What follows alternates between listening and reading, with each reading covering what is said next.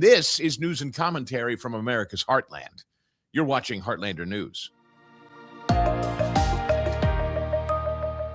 Welcome into Heartlander News. I'm Chris Stigall. This was pretty big, and I don't know if you caught it. Let's go back. Let's get in the rewind machine first to 2024. One of the most loathsome people from the Obama and Biden era was John Brennan. Now, John Brennan, who, in my view, as former director of the CIA, probably deserves jail time. Here's what he had to say about Tulsi Gabbard back then in 2024 as selected for Director of National Intelligence. To Vladimir Putin. But also very concerning to me is the way she has been trafficking in these conspiracy theories, whether it's about the 2020 presidential election or the deep state, Biden crime family, or these bioweapon labs in Ukraine. Either she's foolish enough to believe these things, or she knowingly propagates disinformation for her own personal and political objectives. You don't want a person like that at the helm of the U.S. intelligence community at such a challenging time internationally. So again, I think this is, Donald Trump's effort to try to... Just the worst. Just the worst. And here's Tulsi Gabbard now. Remember, she's on her way out the door. Her husband's battling some bone cancer, so she's going to leave her post as Director of National Intelligence soon. And this is one of her parting reports on the origins of COVID.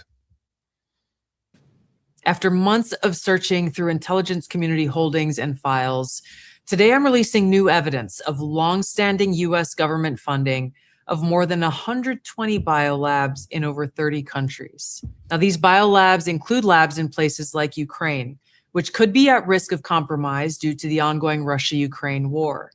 In fact, the intelligence community had previously warned that a U.S.-funded biolab in Ukraine likely housed dangerous pathogens and remained vulnerable to longstanding threats of Russian attack, seizure, or damage. Now, until now, evidence regarding the full existence and funding of these laboratories had been knowingly withheld from you, the American people. Many of these U.S. government-funded biolabs are currently or have previously engaged in research using hazardous and highly contagious pathogens, and in some cases included dangerous gain-of-function research, with very little visibility or oversight. Now, President Trump clearly understands the serious threat dangerous gain-of-function research poses to the American people. And this is why he took decisive action over a year ago. On May 25th, 2025, he signed an executive order to end federal funding of gain-of-function research around the world. Here at ODNI, I issued new guidance to the intelligence community directing increased collection on these laboratories and facilities overseas. And we're already seeing the results of this increased collection. We're learning new details, for example, on clinical trials that are underway at these facilities and that are raising significant ethical, financial, and security concerns regarding the supposed public health initiatives and U.S. national security. Now, despite the obvious potential for catastrophic global impact that research on dangerous pathogens in biolabs can have, politicians and so-called health professionals like Dr. Fauci, as well as entities within the Biden administration's national security team, lied repeatedly to the American people about the existence of U.S.-funded and supported biolabs. Not only did they lie, they threatened those who attempted to expose the truth. So this release today breaks new ground, as the information surrounding the existence, history, locations, and funding of these U.S.-funded biolabs has been intentionally covered up by very powerful people who falsely claimed that these biolabs didn't exist. Now, they accuse anyone who says otherwise to be foreign assets and traitors to America. Now, ODNI will continue working closely with partners across the U.S. government to identify exactly where these labs are and what pathogens they contain, to end dangerous gain-of-function research that threatens the health and well-being of the American people and people around the world. Hugely significant, and you can understand now why John Brennan was apoplectic about the idea of Tulsi Gabbard being at this post. She just blew the lid off of one of the biggest government cover-ups we've seen in years, and John Brennan was likely at the center of it. Since she's the director of national intelligence, she's now able to release, after having seen herself, intelligence proving that the United States government funded laboratories, over 120 biological laboratories in more than 30 countries, including dozens in Ukraine alone. These labs weren't running basic medical tests. They were handling dangerous pathogens like anthrax and Ebola. And as you heard her say, conducting gain-of-function research.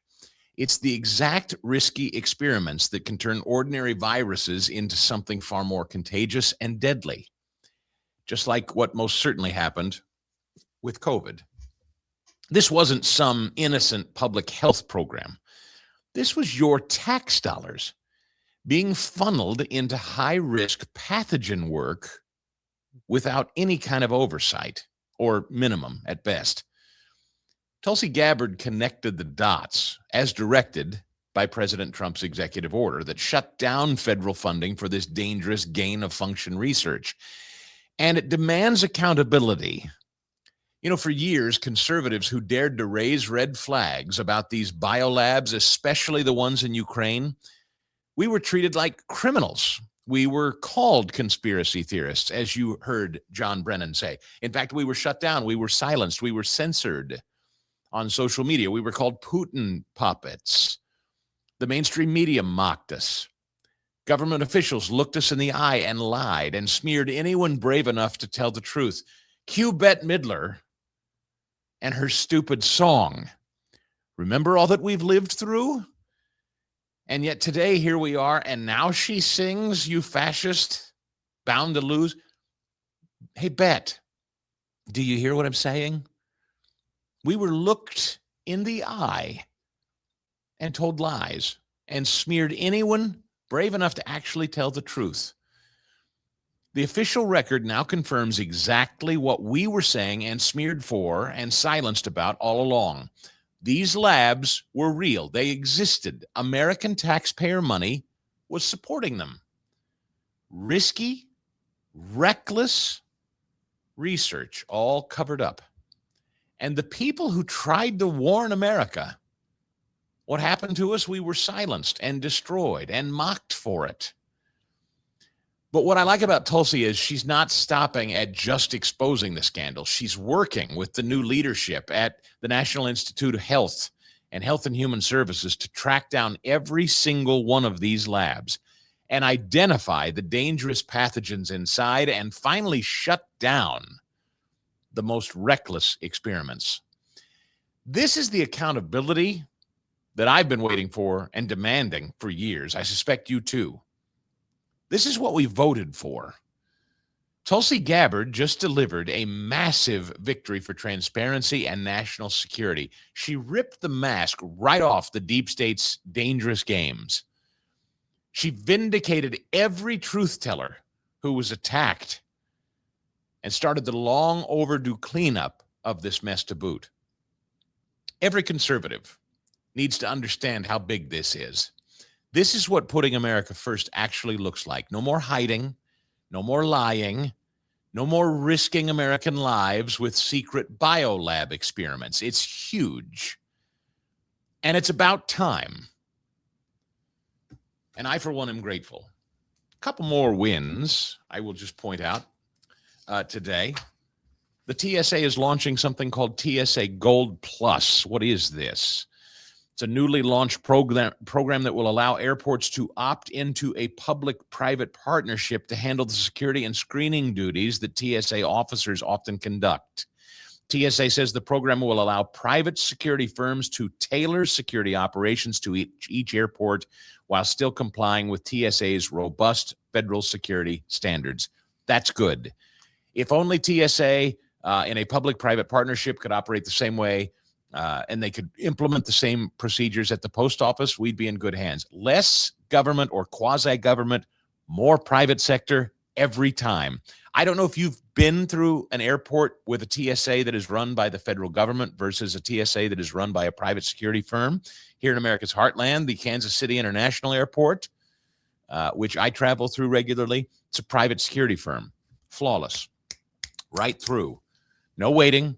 Always on time. Very seldom any problem. Even during government shutdowns and whatnot, they aren't shut down because they're not getting paid by taxpayers. That's another thing. If you believe we still need TSA and you want them around, should we wait around for Congress to fund them, or would you rather it be a private entity partnering and contracting with airports? I know what I've watched.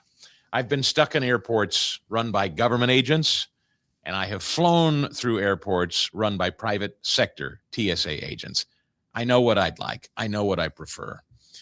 Speaking of private sector, Elon Musk and his SpaceX began trading Friday at $150 a share, above its listed price of $135 a share, now making him the world's first ever trillionaire following this IPO. And I absolutely loved, and I don't know, it may be boring to listen to. I hate to read it to you if it bores you, and I'm sorry if it does, but I saw a most brilliant post. Elizabeth Warren and others, of course, attacked Elon over the weekend for being a trillionaire. And several people on social media attacked Elon now as a trillionaire. Someone said, for instance, in nature, if a monkey hoarded 1 trillion bananas, the other monkeys would beat that monkey to death and take his bananas, was one post I saw on social media. So you get it, right? This poster on X is likening Elon Musk and his trillionaire status to a monkey that has 1 trillion bananas. And if other monkeys who were hungry saw somebody hoarding that kind of banana, they would beat the hell out of the monkey and steal the bananas. Effectively saying we should beat the hell out of guys like Elon. Nobody deserves $1 trillion. There are people who need money. He's got too much of it. Let's take it. There was a guy named Matt Van Swole on X who responded to this. I absolutely loved his response. And again, I don't mean to bore you by reading this, but it's too good to not. And it was just really thoughtfully written. Using that monkey hoarding 1 trillion bananas and other monkeys beat the monkey to death to steal the bananas theory. Here's how he responded to this. Let's play that out. A monkey hoards 1 trillion bananas. The other monkeys, enraged, beat him to death. They gather around the pile to feast. But oh, wait. There is no pile. It turns out the bananas were actually shares in a banana launching company that the dead monkey founded. The shares were worth 1 trillion because he was alive to run it. Now he's dead, and the banana shares are worth 0. And the stupid monkeys just clubbed their way into a recession. But it gets worse. Half the bananas were tied up in a rocket that supplies bananas to monkeys on the far mountain who had no bananas at all. Another chunk was tied up in a little satellite dish that beamed banana coordinates to the troop after a flood took out their trees. So now they realized they beat to death the only monkey who knew how the dish worked. So the monkeys sit there. No bananas, no rockets, no coordinates to get more bananas, just a dead body and a powerful sense of fairness as they all now become infinitely poorer. Oh, and somewhere a smaller monkey watches the whole thing and quietly decides he will never build anything in front of these animals again. It's pretty profound, isn't it? I thought that was good. Of course, so when you say Elon Musk is a trillionaire, he's a trillionaire on paper through his inventions, through his offerings. And by the way, everybody who was holding SpaceX stock, he made a whole bunch of millionaires that worked for him at SpaceX with this IPO offering, which was huge. You might also be hearing about, and I don't know whether you have or not, ticks. Ticks out there this year are particularly bad. Alpha-gal syndrome, if you're not familiar with it, it's rough stuff. HHS Secretary Robert F. Kennedy Jr. announcing an innovative plan to combat the tick population, which is also closely connected, of course, to Lyme disease. He unveiled the initiatives last month in Lyme hard-hit New Hampshire during the administration's Take Back Your Health tour. So keep a sharp eye on that. Senator Mitch McConnell has been admitted to the hospital. Statement for McConnell on Sunday, said he's receiving excellent care. He's 84 years old. He's been in frail health in recent years, is retiring at the end of this Congress. The Obama Presidential Center. You know, we started the show talking about Obama today. The Obama Presidential Center is about to open, that godforsaken ugly thing in Chicago. Have you seen it yet? Look that up. Google image search the Obama Library and Presidential Center. It is one of the ugliest things you'll ever lay eyes on. Way behind schedule, way over budget. You know that they were paying Valerie Jarrett and members of that board hundreds of thousands of dollars or more. There it is. Aaron just threw up a picture of it. Just the worst looking. That is a presidential library. Good grief. What is that even supposed to be?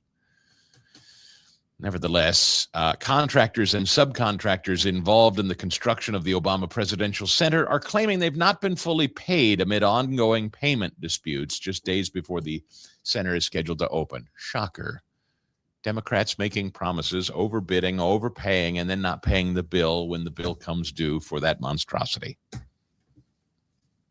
Pretty fitting. No friend of the court briefs will be allowed in America's attempted prosecution against James Comey in a North Carolina federal courtroom.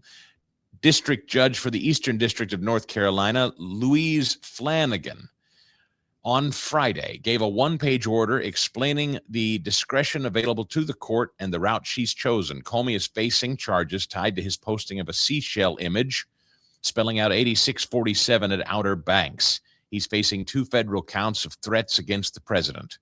Flanagan writing, no federal rule of criminal procedure or local criminal rule provides for the filing of amicus briefs. It's a matter of this court's discretion whether to allow it. Defendant and the government are ably represented by competent counsel.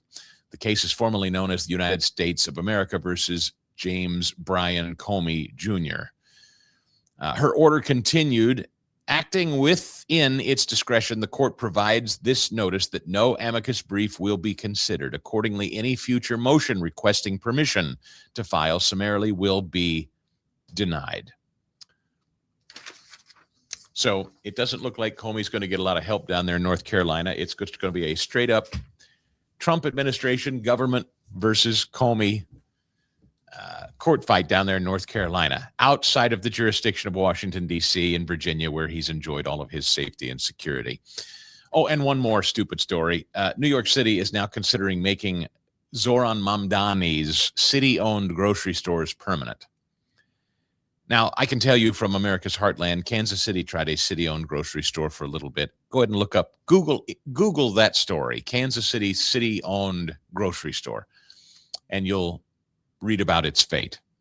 New York City Council member Jennifer Gutierrez and some of her colleagues are pushing a proposal to require the establishment of at least 5 municipal grocery stores per borough. Now, grocery stores already operate on the margins. Anybody who is in food sales and grocery sales understands it's not it's a volume game. It is a small margin. Government run anything. Can you imagine a grocery store run by the people that run your local DMV? How's your DMV experience? Put those same people inside your local grocery store. How do you suppose that's going to go? How's the produce going to look? How's the meat department going to look, do you suppose? You feel good about what you're buying there out of the case? Yeah, me either. And that's going to do it today from America's Heartland. Be sure to keep up to date on all the latest news throughout the week. Heartlandernews.com. That's the website. Check it out. They're doing some outstanding work at heartlandernews.com. Also, be sure to subscribe here to Heartlander News on YouTube. Give us a like. I hope you will. Comment, too, if you're so inclined. Sure glad to have you along for another week. We'll see you next time right here on Heartlander News.